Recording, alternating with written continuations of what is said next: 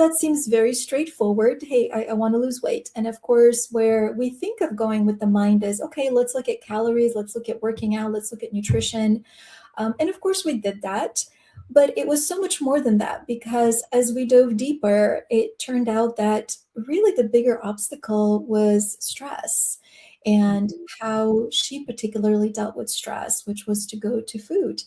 And but even that wasn't enough. We had to go deeper still. So what caused the stress, and how do we, what systems can we put into place? It's all about balancing the systems from the ground up so that they can sustain it for the rest of their life. It's not about creating a quick win that you lose, a month later, because now you worked so hard for this one thing that can't be sustainable.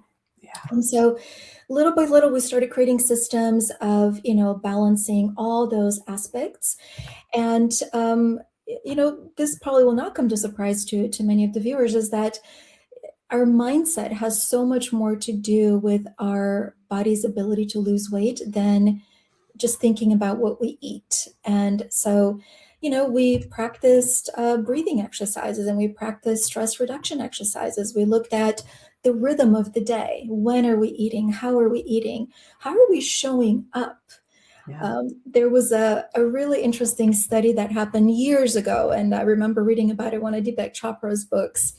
And he talked about how there was two sets of rabbits, and they were doing some kind of study, and they were feeding them something to lead to heart disease so they can study heart disease. And so one set of the rabbits was just not getting the heart disease that the other was. And so the researchers were thinking, what's happening? Because everything, it's a controlled experiment. Everything is supposed to be exactly the same. And after looking into it, they realized that one of the technicians who was feeding the rabbits was not just giving them food, he was picking them up. He was petting them. He was playing with them. He was giving them love. And so that act of love literally acted as a shift in how their body interpreted that same food that they were getting. That has stayed with me for 25 years because, we focus so much on that external aspect. I gotta have so much discipline and, cut out this, cut out that. But ultimately, it's about nourishing ourselves, not depleting ourselves. And once we nourish, then we have the energy to exercise and to be stronger and to be more disciplined if we need to do that. But we worked more with positive psychology than nutrition with this client. And she ended up losing 40 pounds, and she kept it.